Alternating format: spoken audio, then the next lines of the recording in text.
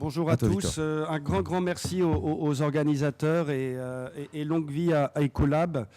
Je vais commencer par m'excuser. Je ne peux pas assister à l'ensemble du colloque, donc je vais faire quelque chose d'indécent. Je vais devoir partir après ma conférence.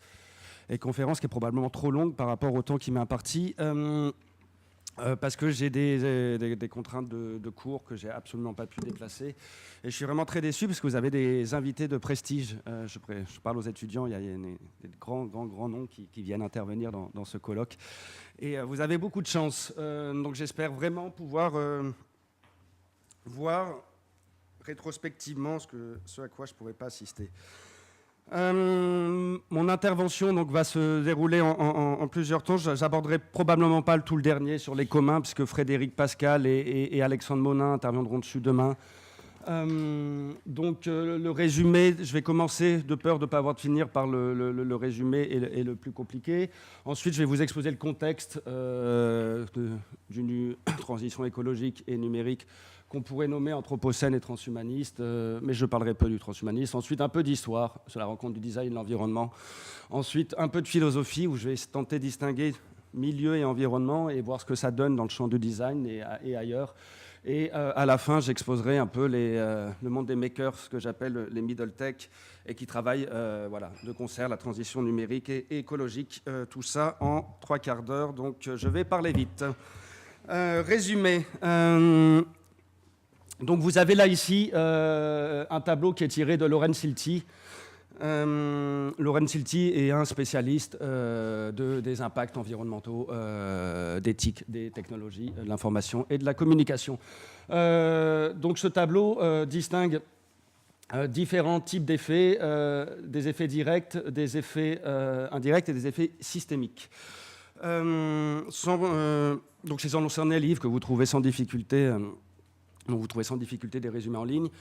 En gros, on s'aperçoit qu'aucun des effets annoncés d'optimisation et de réduction énergétique ne fonctionne parce que c'est toujours contrecarré par des problèmes, notamment les effets rebonds. Et d'une manière ou d'une autre, on ne cesse, de consommer de plus en plus de matériaux et d'énergie, d'énergie. Donc les flux de matière et d'énergie à travers l'éthique ne cessent d'augmenter en dépit de toutes les promesses d'optimisation et de dématérialisation qui se sont avérées absolument contredites par les faits. Donc à s'en tenir aux indicateurs environnementaux, rien du tout ne laisse espérer une transition à la fois écologique et numérique. Je résume très rapidement ça, mais vous pouvez aller voir la conférence de Laurence Silti dans sa conférence au livre que vous trouvez en ligne. Et il a des slides qui résument très bien. Il montre qu'en dépit, la loi de Moore et la loi de Cormier, etc., bon, tout augmente. Les flux de matière et d'énergie. L'écologie, c'est en gros voir des flux de matière et d'énergie là où d'autres ne voient que des marchandises. Et contrairement à ce qu'on croit, c'est pas remettre forcément de la spiritualité, c'est avant tout redevenir matérialiste. Et donc vraiment voir des flux de matière et d'énergie partout où on voit des simples marchandises ou des simples produits. Et dès lors qu'on voit des flux de matière et d'énergie dans le numérique, eh ben, on est très inquiet. Mais il y a un espoir. Seuls les effets systémiques, donc la case en bas à droite de solutions, qui impliquent des changements de comportement, style de vie et des changements structurels économiques, sont possiblement prometteurs. Donc, c'est ce possiblement. Donc, du côté de... J'expliquerai après... bonjour. Donc, c'est ce possiblement... tu peux m'aider, comme ça je parle sans être gêné. Voilà, c'est du côté donc, des changements de mode de vie qu'il y a quelque chose à espérer et non pas du tout du côté des technologies vertes promises par l'éthique. Donc là, je fais un petit écho, ça va être en gros le propos de la conférence. Si je redonne la définition très connue de l'écologie par Aldo Leopold, qui est un des pères de l'éthique environnementale, de l'éthique de la nature américaine, et qui dit un écologiste, c'est quelqu'un qui a conscience simplement qu'à chaque coup de cognée, il inscrit sa signature sur la face de la Terre. Il parle évidemment d'un coup de cognée sur un arbre. C'était avant tout un forestier. Et ce n'est pas du tout en fait le propos que je vais aborder, vous le verrez. La question qui nous importe à nous, c'est le coup de cognée, mais à quoi pense-t-on quand on fait une requête sur Google En l'occurrence, comme vous le savez tous, c'est Alphabet désormais. Donc dès que vous faites une requête sur Google, sans même parler des effets écologiques, parce que tout ça, évidemment, a un coût énergétique qui est beaucoup plus grand que tout ce qu'on peut imaginer. Vous trouvez... vous, en tout cas, vous nourrissez une certaine idéologie qui est celle de Ray Kurzweil, directeur de la R&D, recherche scientifique, chez Google, et qui est le transhumaniste. Donc dès lors qu'on utilise Google, plutôt qu'il y a des alternatives, plutôt que d'autres moteurs de recherche, on nourrit et on subventionne une certaine idéologie qui est assez bien pointée par Alphabet et notamment par sa filière Calico, dont le but est de lutter explicitement contre la mort. Donc, ça c'était pour le résumé. C'est compliqué, donc. Le résumé consiste à vous dire il y a peu d'espoir du côté des technologies vertes, et du côté des modes de vie, ça s'avère plus compliqué qu'on ne le pense. Donc le contexte qui est le nôtre, je vais le résumer avec ces 3 photos. En gros, il y a 2 visions qui dominent. Avant de vous donner des chiffres et de vous faire peur, il y a une vision qui est celle du maître et protecteur de la nature, qui fait évidemment écho au maître et possesseur de la nature de Descartes, mais qui fondamentalement change guère de cette optique moderniste, parce qu'il s'agit d'un homme extérieur à la nature, dont le but est de la contrôler, quand bien même il s'agirait de la protéger, évidemment, dans notre intérêt. Elle s'est tout à fait bien illustrée par cette première photo qui est tirée d'un livre d'une couverture de Nicolas Hulot, qui en l'occurrence aurait mieux fait de choisir une autre photo. Donc l'autre vision, c'est celle du magazine Nature, où on voit typiquement, disons, une vision assez latourienne du monde, l'homme hybridé, quoi.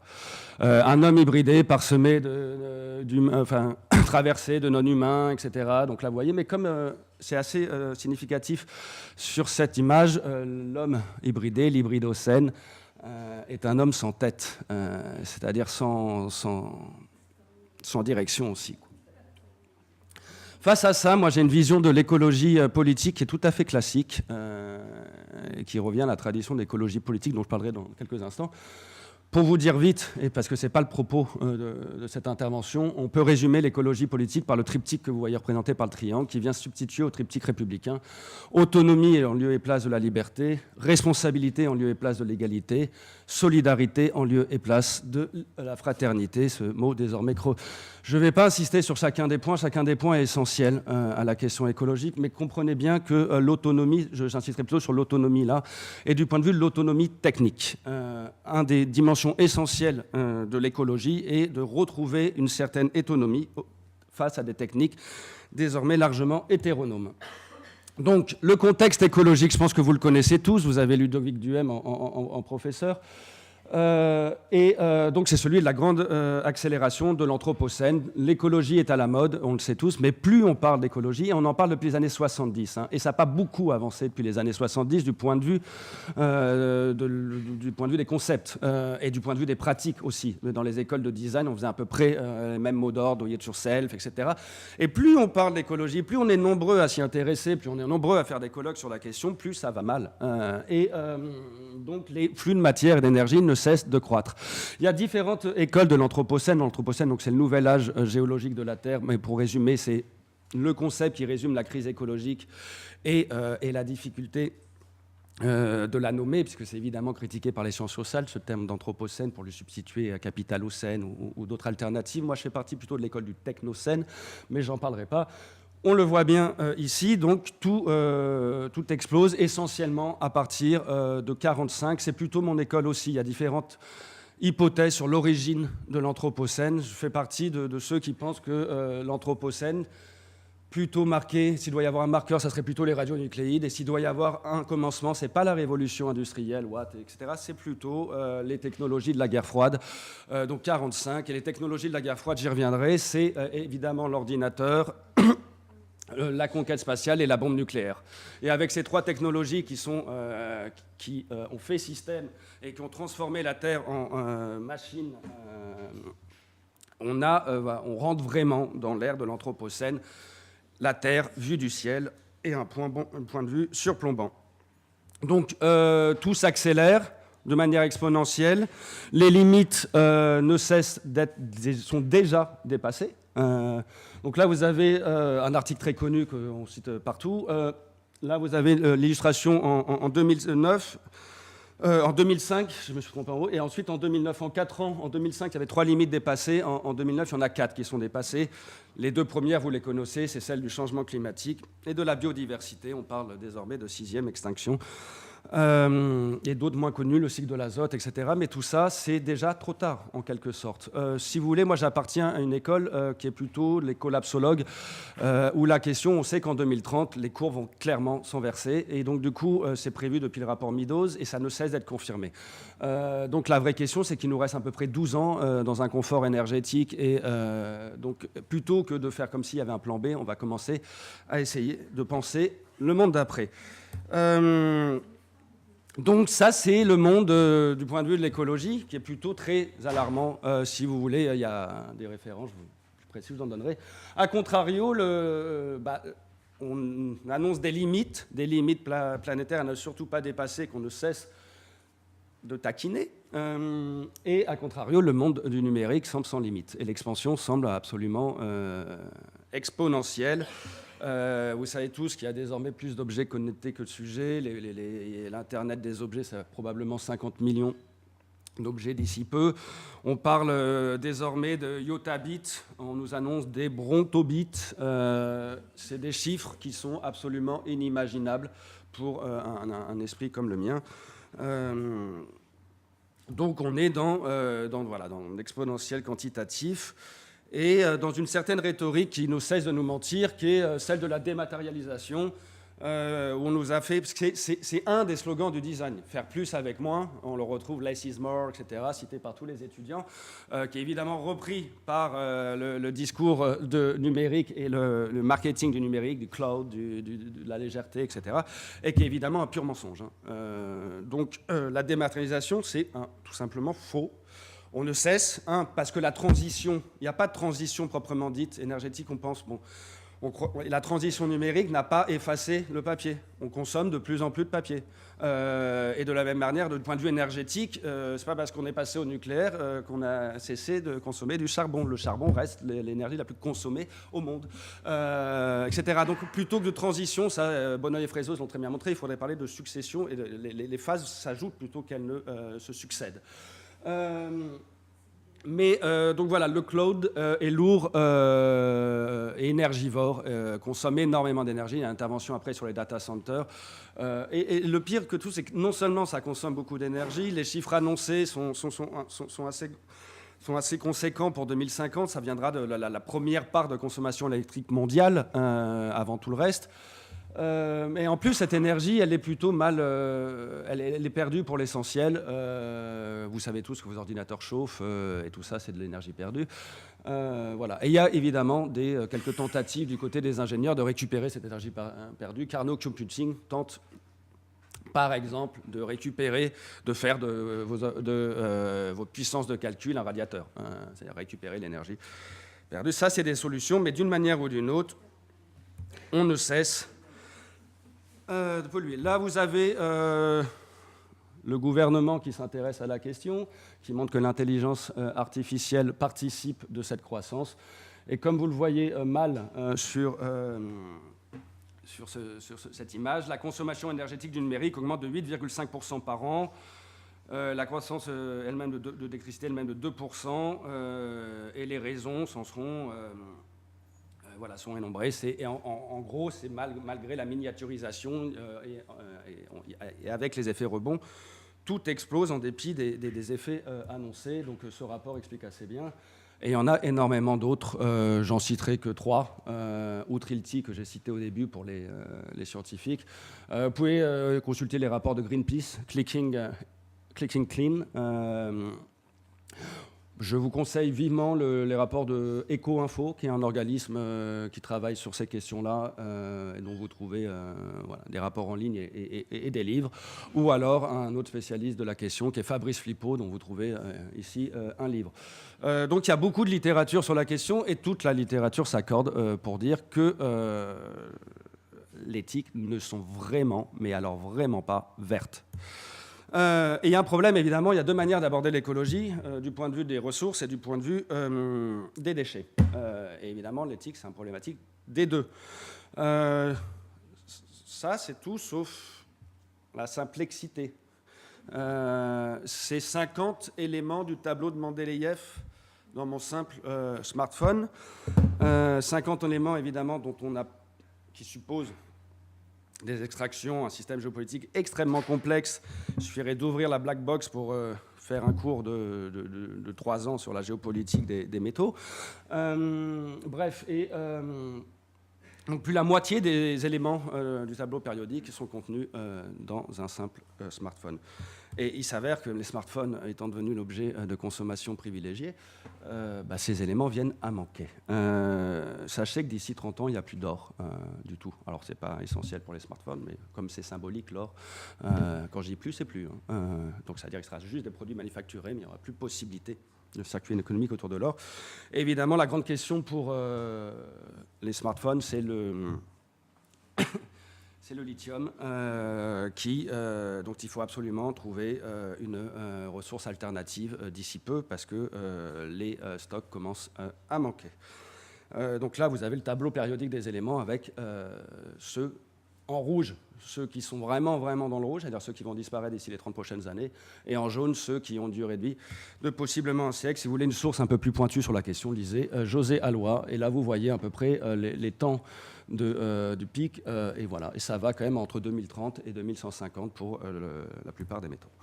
Donc ça, c'était du point de vue des ressources, et maintenant, on va passer aux déchets. Les déchets, je vais commencer par ce beau slide que vous commencez, ce digital dump.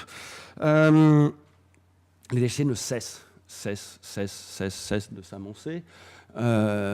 Et plus ils s'amoncellent, moins. Et par contre, le recyclage de ces déchets n'augmente pas du tout parallèlement à la croissance de ces déchets. Et voyez les cycles. Il y a évidemment une géopolitique nord-sud très très forte, c'est-à-dire qui c'est qui produit les déchets? Les riches, essentiellement l'Amérique, l'Europe et l'Océanie. Et qui c'est qui les traite souvent à la main dans des conditions insalubres? C'est l'Afrique et l'Asie. L'Asie, donc, qui produisent pour l'essentiel nos smartphones et qui gèrent nos déchets qui leur sont envoyés souvent en toute illégalité. Donc, face à ce projet, évidemment, il y a des tentatives de solutions, mais qui sont des belles solutions, qui sont là. C'était un grand prix prisé par designer, prix des Fab Labs, projet Wayfet en 2013, qui a fait beaucoup de bruit. C'est un beau projet. Parce qu'il nous cultive sur le problème des déchets, des e-déchets en Afrique. Problème qui est très, très sérieux. Au niveau du fleuve Congo, ça crée des perturbations écosystémiques tout à fait dramatiques. Et la solution qui a été proposée, c'était de construire une imprimante 3D à partir de ces déchets électroniques.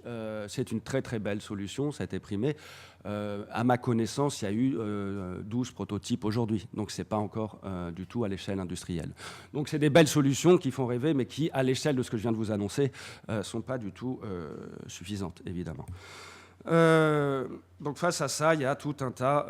Voilà. Donc en gros, si on veut résumer le point, comment parler de transition numérique et écologique sans réfléchir comme ça, elles sont absolument opposées. Et il y a comme une injonction contradictoire. Soyez moderne, pensez le numérique, et soyez durable, soyez écologique. Mais les deux ensemble, justement, ça va pas. Cette contradiction, elle est vécue par tout un tas de personnes. Dont Alexandre Monin, qui vous parlera hier, et qui a fondé un organisme au W3C qui essaye de penser un web durable. Je pense qu'il vous en parlera demain. Un web durable, c'est-à-dire un Internet sans le web. Bon, je ne vais pas prendre sa parole à sa place, mais ça fait pas vraiment partie des gens qui, au niveau de l'infrastructure numérique, de l'architecture réseau, essaient de penser une durabilité possible de ce réseau. Il y a tout un courant informatique qui est assez intéressant. C'est peut-être le seul point de rencontre de transition, puisque vous connaissez le mot transition, c'était dans mon titre, mais il est plutôt à bannir. Parce que l'Anthropocène, ce n'est pas une transition, c'est une époque, et on ne sortira pas de l'Anthropocène, il faut bien le comprendre. On ne fera pas marche arrière, on ne peut pas faire machine arrière. Et deux, parce que le numérique, ce n'est pas non plus une étape, c'est le monde technique, du système technique de demain. Ceux qui travaillent vraiment, qui sont le plus proches de la question, c'est peut-être ceux qui font le collapse informatique, qui essayent de penser l'informatique dans le monde de demain, aujourd'hui dans un monde d'abondance, et ils essaient de penser l'informatique dans un monde de rareté. C'est un courant récent, mais probablement c'est les seuls qui ne se mentent pas complètement. Voilà. Donc là, je vais faire un peu d'histoire. Ça, c'était pour le topo qui est plutôt sombre, hein, vous l'aurez compris.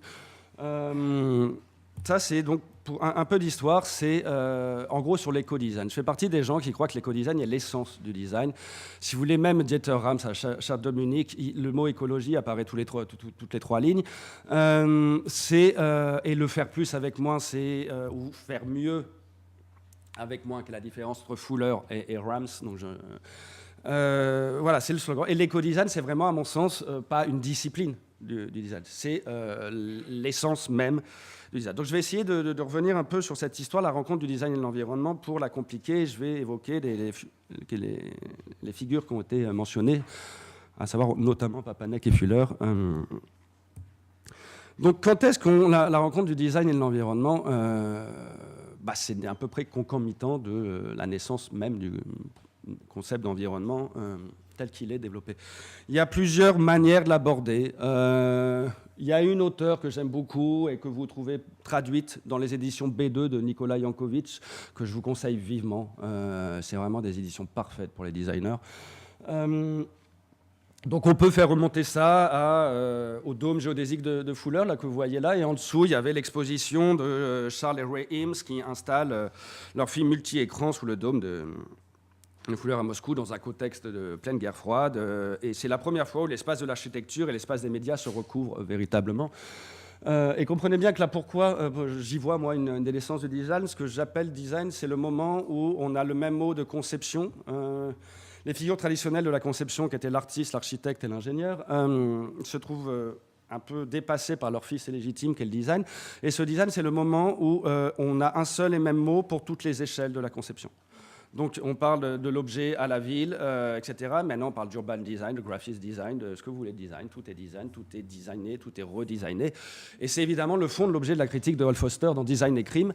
Mais le point important, c'est vraiment les échelles. Et c'est très bien montré par leur film Power of Ten, que vous trouvez sur YouTube sans difficulté, où c'est un film qui avait fait beaucoup de bruit à l'époque, où c'est juste un film où on passe de l'échelle de la cellule à l'échelle de l'univers, tous les 10, etc. Mais évidemment, on change d'échelle sur le même plan télévisuel. Et 5 minutes. Non, attends, 10h45 quand même. Il est 10h27. Non, mais parce que là, j'en suis à... je veux bien presser la fin, mais là, j'ai même pas commencé, quoi. Bon, j'ai passé vite. Ça, c'était donc... ça m'a fait peur. Mais du coup, j'ai même pas fini mon slide. Là, ça y est, je vais monter. Bon, si on doit retenir un personnage, à mon sens, essentiel, et moi, c'est plutôt un personnage repoussoir de cette rencontre du design et de l'environnement, et qui est évidemment lié au numérique, parce que c'est la rencontre du design, de la question écologique et de la naissance de la puissance de calcul informatique. Le personnage clé, c'est Buckminster Fuller, père de la design science. Et si vous devez lire qu'un livre, il se trouve qu'il a traduit aussi aux éditions B2 avec une superbe intro de Nicolas Yankovic, qui Energy, Earth and Everyone, History, Energy, Earth and Everyone, où il s'agit rien de moins que le design a pour but de régler les problèmes énergétiques à l'échelle mondiale pour le meilleur du monde. Voilà, donc il y a vraiment l'idée, c'est très compliqué de présenter Fuller en un slide. C'est le père de la métaphore du vaisseau spatial Terre, qui en soi est tout à fait problématique. Évidemment, c'est le designer qui est aux commandes du vaisseau spatial Terre. Et le designer est non plus le politicien. Et c'est vraiment le design en lieu et place de la politique. Il faut bien comprendre qu'on est en contexte de guerre du Vietnam, et s'il a toute cette... il est très ambivalent, parce que c'est à la fois quelqu'un qui travaille essentiellement pour l'US Navy, pour l'armée, mais en même temps qui a énormément d'écho dans la contre-culture américaine et qui sera souvent cité dans le Woolworths, dans les médias du design à l'époque, dont Playboy. Autre très bon article de Béatrice Coludiva, c'est Playboy comme invention du design, lisez-le, c'est génialissime. Et surtout qu'elle en fait l'origine de l'architecture des médias sociaux. La parenthèse est close, mais c'est le premier à avoir pensé qu'on pouvait tout faire de son lit comme on fait aujourd'hui. On chatte, on travaille sur son lit, etc. Parenthèse fermée. Donc c'est, voilà, je ne sais plus ce que je disais, du coup la parenthèse m'a emmené. Voilà, on le présente donc comme voilà, celui qui est l'idéologue de la mort des idéologies, celui qui a vraiment cru que la design science allait réussir là où la politique avait échoué. Il a une vraie... on le mettrait aujourd'hui du côté de la soutenabilité faible, ou du côté du développement durable, ou du greenwashing presque, parce qu'il est vraiment convaincu qu'avec la bonne volonté des designers, on peut faire plus avec moins, dès lors qu'on s'appuie sur, le savoir-faire du design, et deux, la puissance de calcul désormais à disposition. Et donc l'idée, c'est vraiment, on prend conscience vraiment des limites et des ressources planétaires, mais deux, on peut les dépasser grâce notamment à des workshops dont le World Game est probablement l'exemple même. Au moment même où le rapport Meadows sort son rapport alarmant, halte à la croissance, les limites sont indépassables, lui, il fait un World Game qui réunit des designers sympathiques, barbus, etc., et qui leur dit, à partir de la carte d'Ismaction, comme vous voyez, qui met en interdépendance. Enfin, tous les continents se touchent, et l'idée, c'était si tous les continents se touchent, c'est qu'ils sont évidemment interdépendants du point de vue énergétique. Mais l'idée du World Game, qui était Gaming Peace, donc l'idée, c'est vraiment le design, que la science design est moteur de la paix, contrairement à la politique qui ne met que la guerre. On va essayer de régler le problème énergétique à échelle mondiale, rien de moins. Là, on est quand même dans un changement d'échelle de la question du design. Et voilà, donc c'est juste des petits rappels historiques que je fais. Mais donc le design, et là c'est la naissance de la design science. Le design est né de la rencontre avec l'environnement. Donc c'est valable aux États-Unis, c'est évidemment valable en France. Le mot design apparaît dans les années 70, le mot environnement apparaît dans les années 70. Et il y a des philosophes assez géniaux qui l'ont remarqué, Baudrillard, dont la présence à Aspen au colloque Design et Environnement à Colorado. Aspen, c'est un grand colloque du monde du design. A fait grand bruit. Si vous voulez, je n'ai pas le temps de développer, si vous voulez voir cette intervention de Baudrillard, la revue Rosa B a mis toutes les archives du colloque d'Aspen en ligne. Donc, et le texte, il est dans l'économie symbolique du signe, dans l'économie politique du signe. Le texte s'appelle Design et Environnement. De Baudrillard. Mais du côté des designers, on a clairement, par exemple, un livre comme celui de George Patricks qui dit, qui cherche à installer le design en lieu et place de l'esthétique industrielle et qui dit l'objet du design, ce n'est évidemment plus le stylo ni le barrage, pour reprendre une métaphore de Viedot, mais c'est l'environnement lui-même. Donc il y a un lien historique et philosophique entre le concept de design et le concept d'environnement. Si vous voulez des résumés sur la question, les deux livres que je vous conseille sont celui de Felicity Scott, qui revient sur Aspen, sur Emilio Amba, et l'autre, c'est en gros l'histoire du design du point de vue de la métaphore du vaisseau spatial Terre, qui conduira à Biosphère 2, des entreprises délirantes de reconstruction d'une nouvelle Terre. Et c'est le livre de Peter Anker. Donc, une personnage emblématique... J'ai jusqu'à 45, c'est ça? Je vais peut-être aller jusqu'à 50. 30. Un personnage emblématique, c'est Stewart Brand. Si vous voulez vraiment... Moi, ce qui m'intéresse, c'est de comprendre, parce qu'il faut bien comprendre qu'on n'est pas les premiers à essayer. Et si on ne comprend pas comment ça a foiré, on a peu de chances de réussir à notre tour. Donc là, vous avez Stewart Brand, qui est une des figures essentielles de l'idéologie californienne, du high-tech californien, qui était connu, entre autres, pour être le rédacteur en chef du Wohlers Catalogue. Je pense que vous le connaissez tous. C'était la Bible de Steve Jobs. C'était la Bible de toute une génération. Cette génération qui a précisément fabriqué ce qui est devenu notre milieu technique quotidien. Mais la vraie question, c'est comment, je vais aller vite sur Seward Brand, si vous voulez, une vraie, allez pas vite, lisez le classique, désormais classique de Fred Turner, de la contre-culture à la cyberculture, il est désormais traduit en français. Donc c'est comment le Wohlers catalogue, donc très nourri par cette idée de la Terre vue du ciel, de ce point de vue du designer astronaute propre à Fuller, dont la simple couverture suffit, mais elle est voilà, la couverture dit déjà l'ambivalence. On nous parle d'access to tool, d'un monde du do-it-yourself, où on a des notices pour construire soi-même sa maison, pour mettre le solaire. Le solaire était très à la mode à l'époque, beaucoup plus qu'aujourd'hui. Et donc, en fait, il faut vraiment voir pourquoi ça n'a pas marché. Et donc, on a un access to tool, vraiment l'idéologie du do-it-yourself, mais qui est un peu contrariée avec cette idée de design total, de l'environnement total. Et du coup, ça donne, parce que, justement, peut-être ils n'ont pas fait assez de politique, le projet du Wohlers s'est un peu retourné contre lui-même pour finalement, il suffit de voir les 2 livres fondateurs de Seward Brand, pour finalement devenir le Wohlers Discipline aujourd'hui. Donc ça, c'est le dernier livre de Seward Brand que vous n'êtes pas obligé de lire parce que c'est vraiment pas un grand livre, mais parce que l'essentiel est dit dans le titre et sur la couverture. En gros, là où il a raison, c'est que c'est beaucoup plus grave que ce qu'on pense. Il prend acte de l'Anthropocène. Et selon lui, il en déduit que pourquoi les cités denses, jusque-là je suis d'accord, la densité urbaine est plutôt une bonne chose du point de vue de l'Anthropocène, mais pourquoi le nucléaire, les OGM, l'ingénierie écologique, le fait de restaurer les espèces disparues, donc on est vraiment dans le prométhéisme plus complet, et la géo-ingénierie sont devenus nécessaires. Donc en gros, comment on est passé de do-it-yourself au technocratisme planétaire, géo-ingéniérique, bio-géo-ingéniérique le plus assumé. La même personne, et qui ne voit pas de contradiction pour sa part. Donc c'est essentiel de réfléchir, de comprendre que l'essentiel des bonnes volontés qu'on a et des mots d'ordre qu'on a ont déjà eu lieu, et ont déjà absolument pas réussi.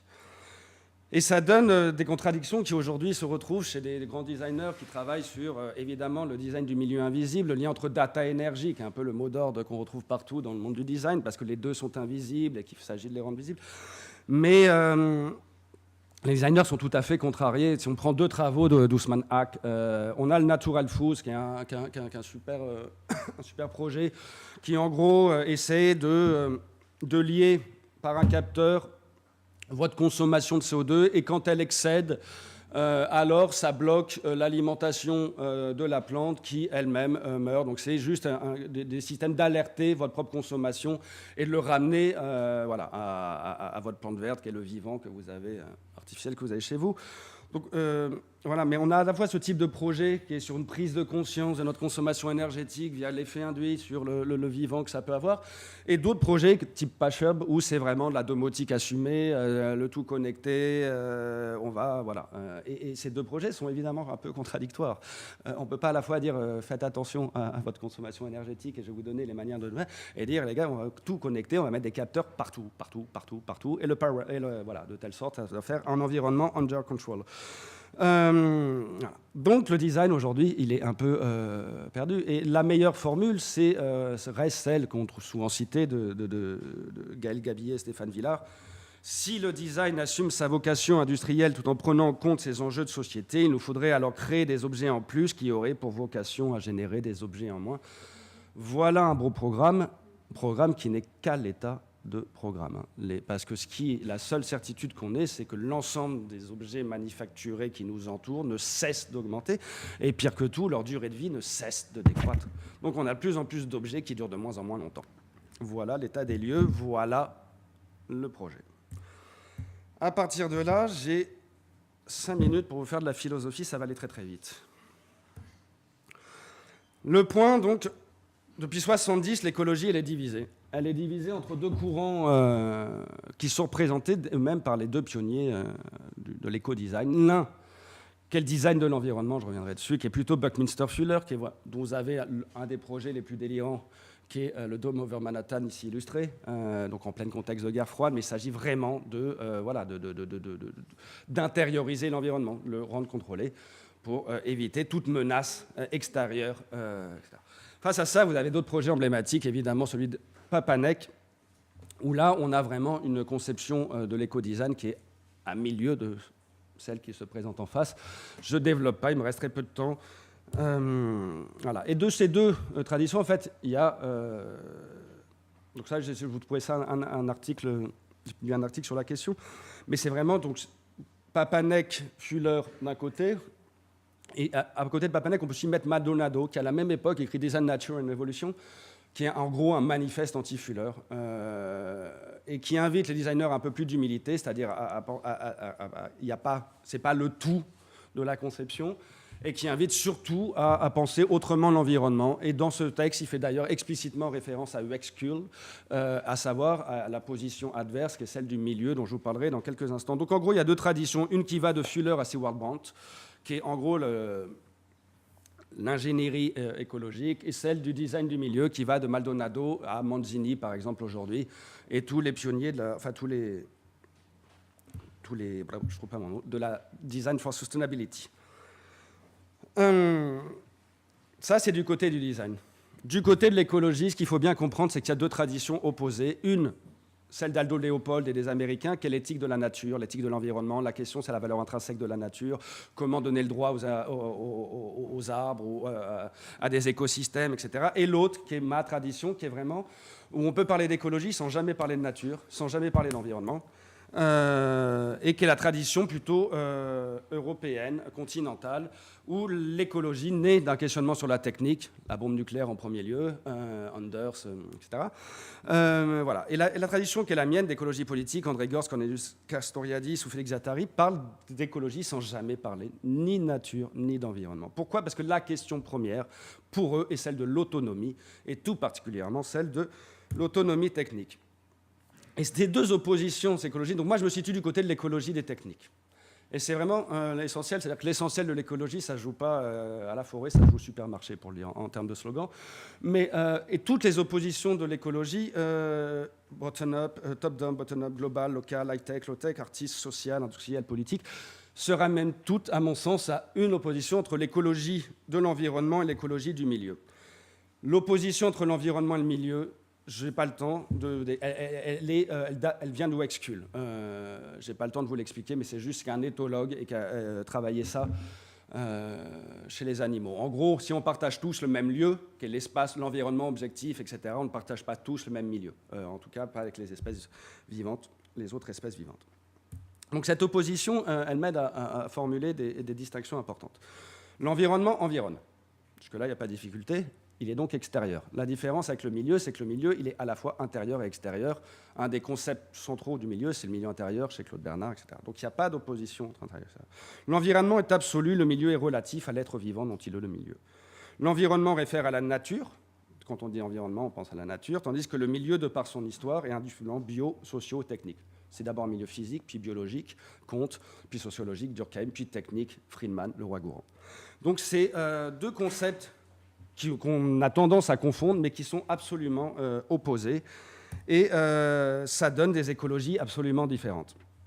Là où l'écologie de l'environnement s'occupe d'impacts environnementaux, l'écologie du milieu cherche pas tôt à optimiser nos techniques pour minimiser les impacts environnementaux. Elle cherche à changer notre relation aux techniques. Et ça change tout. L'écologie de l'environnement, elle est reproductible, on peut avoir des normes. Si vous avez une bonne solution, si vous trouvez une énergie verte, il n'y a pas de raison que ça ne s'applique pas partout. Donc elle est reproductible partout, indépendamment du territoire où elle s'applique. L'écologie du milieu, c'est absolument impensable. Parce qu'il n'y a pas d'écologie du milieu sans un concept qu'on trouve dans le monde écologique, mais qu'on ne trouvera jamais chez l'écologie de l'environnement, qui est celui de capacité des acteurs. Ça n'a aucun sens de parler de capacité des acteurs quand on fait de l'écologie de l'environnement. Ça a tout un sens quand on fait de l'écologie du milieu. Et cette opposition... 43, je vais m'arrêter vers 50. Et cette opposition entre milieu et environnement, on la retrouve dans tout un tas de champs. Celui du design que je viens de mentionner. Papanek, Maldonado d'un côté, Fuller-Brandt de l'autre. Deux, le champ de l'écologie industrielle, je passe vite dessus. Mais la tradition française s'oppose clairement à la tradition de Brad Alembic et une tradition... de prométhéisme ingénérique, et elle s'appelle EIT, comme par hasard, c'est-à-dire l'écologie industrielle et territoriale. Et typiquement, Nicolas Beuclé, qui est un de ses représentants, ne cesse de parler de capacité des acteurs, ce qui n'a très peu de sens dans le cas de l'écologie industrielle classique. Aujourd'hui, on parle d'économie économie circulaire, c'est exactement la même chose, mot pour mot, que l'écologie industrielle. C'est encore une invention, enfin, on change de mot, mais on dit la même chose. Donc, et l'écologie industrielle date des années 70. Là encore, ça fait exactement 45 ans qu'on ne cesse de faire des effets d'annonce, alors que bon, tout l'essentiel est posé. On le trouve évidemment du côté de l'urbanisme, avec deux visions absolument opposées de la ville durable. D'un côté, vous avez, en gros, qu'on peut opposer par Smart City d'un côté, Smart Citizen de l'autre. Masdar étant l'emblème d'une technologie verte qui n'engage absolument pas le citoyen, qui est juste une affaire d'experts et d'ingénieurs qui font le boulot pour nous. Ne changez rien, on s'occupe de tout. Et d'autres modèles qui peuvent être aussi tout à fait numérisés, dont le Smart Citizen Kit du Fab City de Barcelone est un exemple. Je vous invite à aller voir du côté de Movilab, qui sont vraiment qui cherchent à penser une ville durable, mais vraiment à partir de la contribution des habitants et à partir d'une territorialisation systématique, c'est-à-dire qu'on fait pas, on pense pas à une écologie du milieu indépendamment de la singularité du milieu, c'est-à-dire les habitants et leur lieu auxquels on s'adresse. Bon, ça a évidemment des résonances dans le champ plus du design, mais plus scientifique. Le premier, on l'appelle DFE, Design for Environment. Le second, on l'appelle Sustainability. La différence, c'est que l'un se concentre vraiment sur les aspects environnementaux, l'impact environnemental. L'autre, précisément, il parle d'environnement, puisqu'on est en littérature anglaise, mais il suffirait de dire milieu. Et le milieu est indissolublement environnemental, économique, social et institutionnel. Donc ça change évidemment tout. On le résume du formule. Les constitutions, c'est trop concentré sur la poésis et pas assez sur la praxis. L'écologie du milieu, c'est plutôt l'école de la praxis. Je vais essayer de prendre un exemple, parce que tout ça est bien abstrait. L'exemple, c'est... on va commencer par un exemple qui n'est pas du numérique, qui est peut-être le plus simple à comprendre, plutôt que parler de Wikihow, qui est moins connu. L'exemple qui n'est pas numérique, c'est l'autolib. Il y a deux manières de l'aborder, parce que c'est à la fois DFE et DFS. Soit vous vous dites, comme c'est le cas pour la plupart, c'est génial, Autolib, c'est des voitures électriques qui ne produisent pas de gaz à effet de serre. C'est faux. Les voitures électriques, ça c'est vraiment du niveau de zéro de l'écologie. C'est-à-dire une batterie électrique, elle produit effectivement moins de gaz, elle ne produit pas de gaz à effet de serre à l'usage, mais l'usage, je vous le rappelle, c'est une phase sur les 5 phases du cycle de vie. Il y a la production, il y a l'extraction, il y a la production, il y a la distribution, l'usage et le cycle de vie. Si on fait un peu d'ACV, qui est la base de l'éco-conception, c'est de concevoir les choses comme des produits, mais comme des cycles, on s'aperçoit que du point de vue même des impacts environnementaux, les batteries électriques sont tout sauf une panacée. Il faut, entre moyenne, c'est compliqué, il faut entre 10 ans et 20 ans d'usage pour amortir à peu près les trucs. Qui va user 20 ans sa voiture électrique ? Donc c'est pas du tout... Et les gens qui vous disent la voiture électrique est une solution, c'est vraiment qu'ils n'ont rien compris. Illich, quand il prend la voiture énergie et équité, et qu'il dit que la voiture est problématique, il ne parle pas des gaz à effet de serre. Il parle de la contre-utilité, c'est que la voiture produit l'inverse qu'elle produit. Il y a congestion des villes, etc. Et c'est pas parce qu'on remplace tout le parc automobile par des voitures électriques. Alors si on remplace vraiment tout le parc automobile par des voitures électriques, mais c'est une catastrophe écologique. Donc des ministres, mais c'est une catastrophe. Vous imaginez le nombre de batteries qu'il faut construire ? Il y a 50 000, et le nombre de voitures qu'il y a en France, s'il faut toutes les remplacer, mais c'est juste délirant. Et c'est le lithium, là, il n'y en a déjà plus. Et donc, bref, c'est à l'usage, c'est vraiment une vision de l'écologie qui est pour des gens qui ne se comprennent pas. Et quand c'est relayé par des ministres, je me dis, mais oh. Donc ça, c'est la vision du design de l'environnement qui s'intéresse aux impacts environnementaux. Mais là où l'autolib est vraiment révolutionnaire, c'est pas tant sur ce côté ingé, qui est plutôt le DFE, c'est le côté design, c'est penser les usages, notre relation technique. Et là, c'est le concept clé, c'est l'économie de la fonctionnalité. Ce qui est révolutionnaire dans le livre, c'est juste de sortir de la logique propriétaire vis-à-vis de la voiture et de comprendre qu'une technique aussi lourde qui fonctionne que 10% du temps, elle a tout intérêt à être pensée dans son usage différemment. Et évidemment, là où on construit moins de voitures, il y a moins de flux de matière et d'énergie, et ça se chiffre beaucoup plus facilement. Et ça laisse plus de place au sol, et donc on arrête l'étalement urbain. À Paris, aujourd'hui, c'est quand même 20% qui est C'est le 15e arrondissement. Si on met que tous les parcs de stationnement, c'est tout le 15e arrondissement qui est le plus gros. Donc ça prend de la place. Voilà, donc WikiHouse, le même modèle, qui est un vrai modèle du monde numérique, mais WikiHouse, on peut se dire, OK, c'est bien parce que c'est, d'un point de vue de l'impact environnemental, cette maison produit, à la conception, produit moins d'impacts environnementaux. C'est effectivement le cas, c'est bien, mais la vraie révolution, c'est pas tant l'impact environnemental que l'impact sociétal. C'est parce qu'elle est prise dans une dynamique de co-conception, d'ouverture, de réparabilité, etc., de modulabilité, qu'elle est possiblement durable. Donc ceci m'amène au cœur de mon propos, dans la minute qui me reste, qui est les middle tech, qui travaillent justement à l'open et l'éco-design. Il y a deux visions, high-tech, les data et l'énergie, les data et le numérique, le lien des data et d'énergie vont nous sauver. Ça, c'est Rifkin. Et une vision low-tech, prof de perma, ville en transition, Rob Hopkins. Mais face à ça, moi, je m'intéresse plutôt à la vision middle tech. Alors, les 3 R de déchets, c'est recycler, réduire, réparer, réutiliser. De tous les gestionnaires des déchets. Donc, mais le problème du recyclage, c'est que c'est quand même une affaire d'ingénieur. Et en tant que citoyen, ça m'engage peu. Recycler les gaz à effet de serre, c'est éminemment complexe. Et même recycler le plastique, enfin, ça, l'objet le plus bête du monde qu'on a dans toutes les conférences, c'est une bouteille d'eau qui a une durée de vie de 5 minutes pour une durée de mort de 200 ans et qui vient ensuite inonder et grossir le 6e continent. Donc la vraie innovation, ça serait d'arrêter des bouteilles d'eau. Enfin, c'est quand même un des trucs qu'il faut arrêter, les bouteilles d'eau. C'est pas... Et en plus, on grossit Nestlé qui arrive à nous vendre 300, enfin qui arrive à privatiser l'eau qui est un bien commun. Enfin bref, l'eau potable, c'est un vrai bon exemple de ce qu'il ne faut pas faire. Donc plutôt, parce que juste sur la bouteille plastique, on dit recyclage, mais elle ne se recycle pas, elle se décycle. On peut transformer une bouteille plastique en polaire, par exemple. Mais une fois que vous avez la polaire, vous ne pouvez pas la retransformer, la recycler en bouteille plastique. Donc le seul matériau qui se recycle vraiment, c'est le verre, sans trop de pertes, et la consigne, qui était la méthode que les anciens adoptaient, était bien meilleure, à tous les points de vue. Au point de vue sanitaire, au point de vue environnemental, au point de vue social, puisque ça crée du lien. Tout. À tous les points de vue, il y a plein de bonnes idées qu'on a laissées derrière nous, quand même. Donc, recycler, pour moi, c'est plutôt un truc d'ingénieur. L'économie, si vous voulez, l'économie circulaire version Kalundbach, c'est compliqué, mais ça m'engage peu en tant que citoyen. Réduire, c'est clairement la solution la plus importante. Je vous renvoie à Philippe Billot, qui est un HD Low-Tech, etc. Ingénieur des métaux, au départ, c'est pas par hasard. C'est clairement la meilleure solution, mais c'est celle, malheureusement, qui est la moins suivie. Alors, dans ce cas-là, c'est plutôt l'idée de réparer, réutiliser, qui est investie par les designers. Je les appelle middle tech parce que précisément, ils ont pris acte que, ils sont un peu cohérents. C'est dur de parler de low tech quand on est sur Facebook, quoi. Donc du coup, ils se disent, le numérique étant là, on va quand même pas parler de low tech. Mais du coup, ils savent très bien que le numérique, on va s'appuyer sur les potentiels de transformation sociale du numérique. Et quand je dis potentiel de transformation sociale, qui était mon premier slide, je parle juste de tout le courant porté par, on va dire, l'écologie du libre, de l'open source, etc.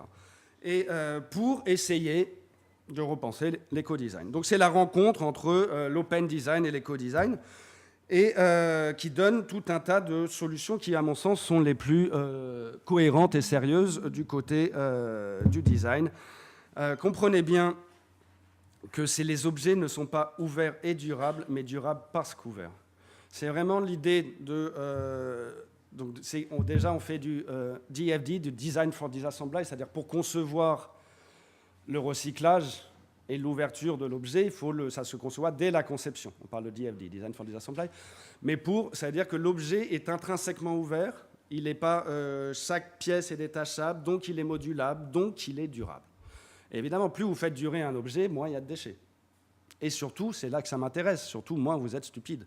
C'est-à-dire plus ça développe une culture technique. Et le lien de l'open design et l'éco-design est essentiel parce que ce n'est pas juste des injonctions écologiques sur « faites attention, on va tous mourir », c'est on va vous développer votre culture technique et vous allez reprendre une certaine autonomie sur votre milieu technique Et un, qui va rendre vos objets plus durables, et deux, qui va vous rendre plus autonome, vous. Donc, autonomie des sujets et durabilité des objets, c'est un seul et même combat. Je passe sur les exemples que vous devez connaître, mais il y a la POC 21, l'open source écologie, le Jerry Do It Together, je pense que vous connaissez tous les exemples. S'il y en a un que j'adore, c'est l'atelier paysan. C'est vraiment une coopérative d'autoconstruction, c'est vraiment une espèce de bonheur pour un Simondonien. C'est des paysans bio qui, dans une veine somme toute assez marxiste, qui décident de reprendre possession de leurs moyens de production parce qu'ils sont soumis à deux multinationales pour acheter leurs tracteurs qui tombent toujours en panne et qui sont obligés d'être dans une course au salaire pour acheter un matériel de plus en plus coûteux, etc. Et ils se sont dit, bon, on se met ensemble, mais comme ils travaillent dans un coin, la plateforme numérique là, est essentielle à l'échange, à la coopérative de savoir qu'ils mettent en branle. Et ils ont tout un tas d'ateliers d'auto-construction où il s'agit de reprendre possession de ces moyens de production, etc. C'est un organisme assez récent, mais qui a tendance à grossir, et toucher de plus en plus de monde. Ce qui est intéressant, c'est que ça touche, ça touche le monde paysan, qui commence à faire véritablement une œuvre de co-design dans un sens complet. Il est 54, j'arrête. Et tout ça, en gros, tout ce rencontre de l'open design et l'éco-design est aujourd'hui absolument porté vers le mot d'ordre des communs dont il sera question demain. Mais comprenez bien que le commun, ça va vraiment du côté de l'écologie du milieu. Le commun n'est pas reproductible. On ne fait pas du design des communs, c'est-à-dire que c'est vraiment un design qui est par définition territorialisé et qui est relatif aux habitants et aux milieux auxquels il s'adresse. Il y a tout un tas de projets qui se mêlent là-dessus. Voilà, et merci de votre attention.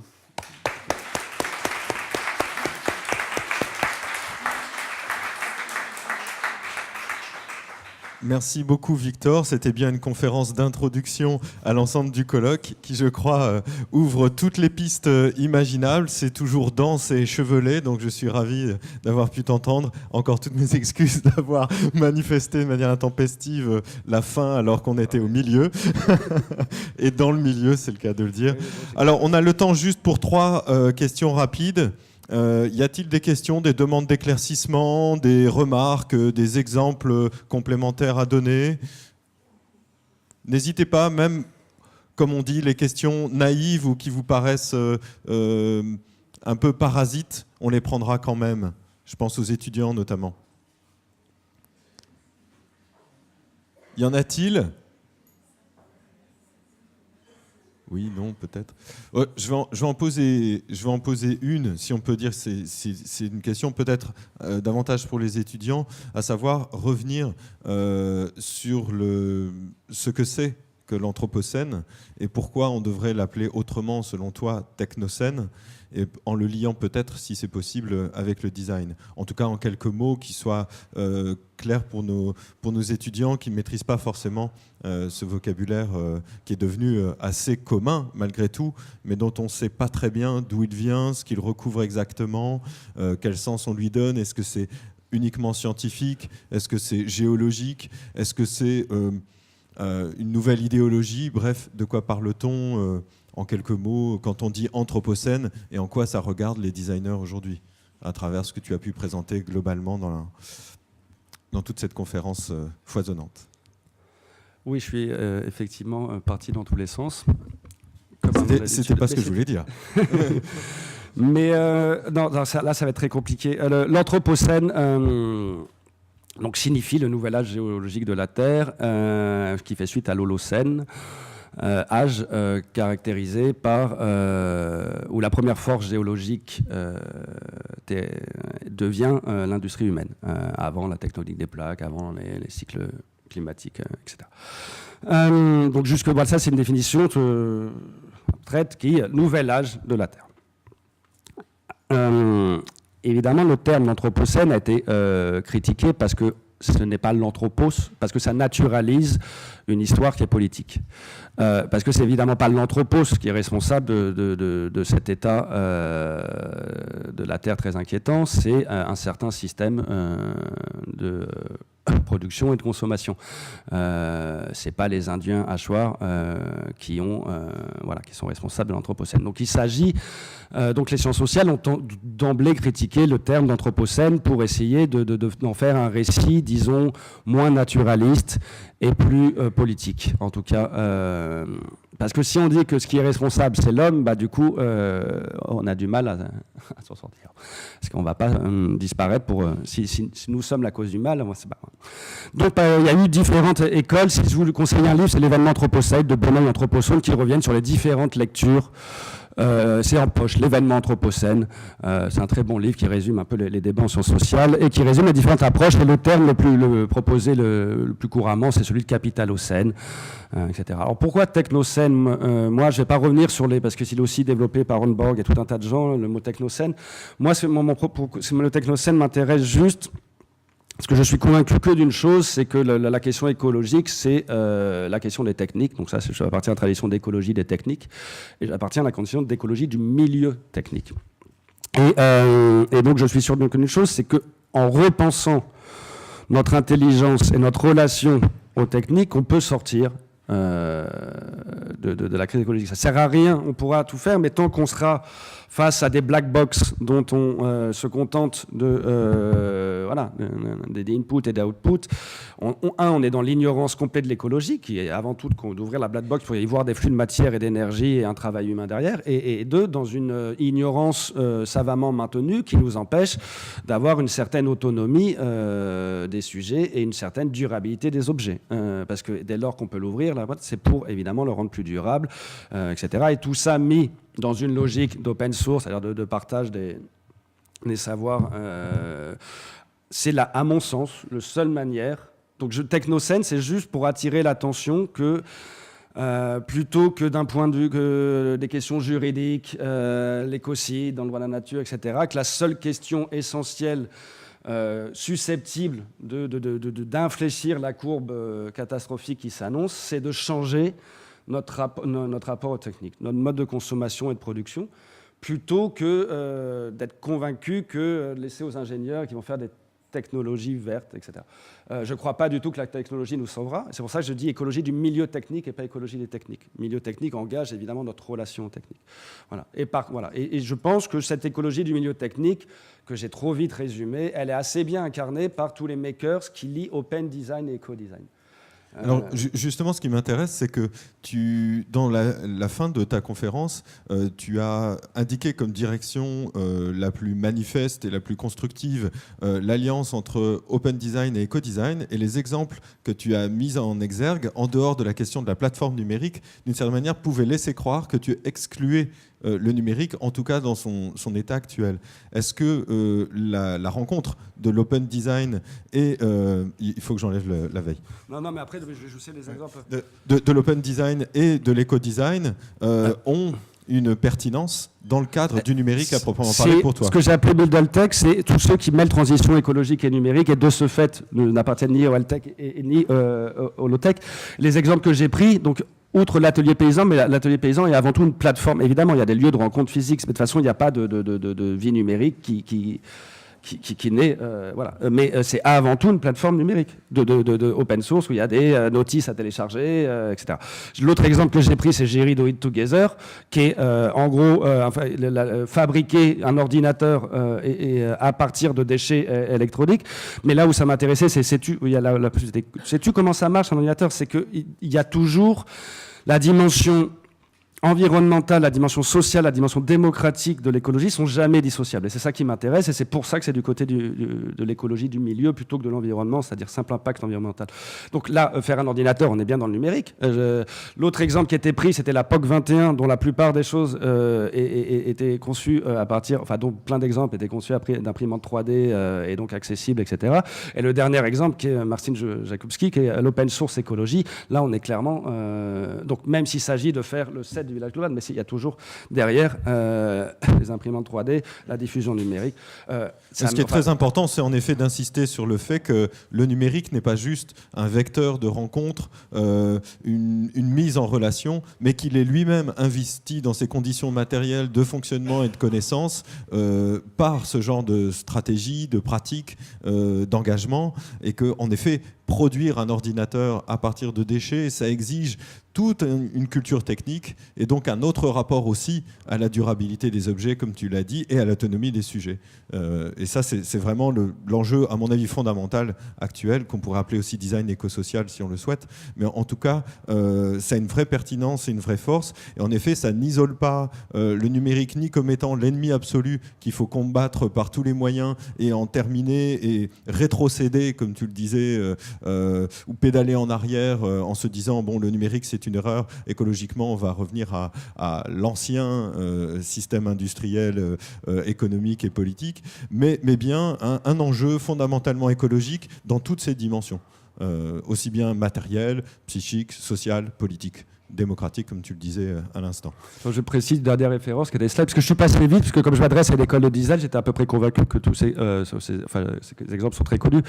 L'autre exemple qui était mentionné, c'était César Arada, donc qui est connu pour avoir fait des drones éboueurs écolos qui interviennent suite au Marais Noir.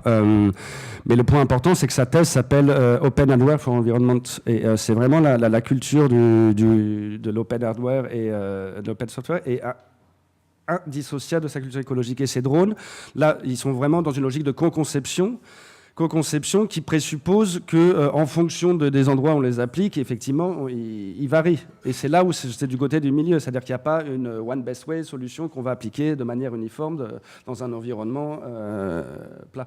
Et voilà. Et César Arada est typiquement un des pionniers de la rencontre de l'open hardware et des questions écologiques. Et voilà. Très bien, merci. S'il n'y a pas une question urgence et immédiate, on va te laisser repartir parce que tu as malheureusement un train à prendre. Je suis vraiment déçu. Mais il y aura la possibilité de consulter les interventions sur le site de la recherche de l'ESA d'Orléans et notamment sur le site dédié au colloque qui a été créé spécialement pour ce colloque. Merci encore, Victor. Merci à toi. Merci à vous. Bon retour.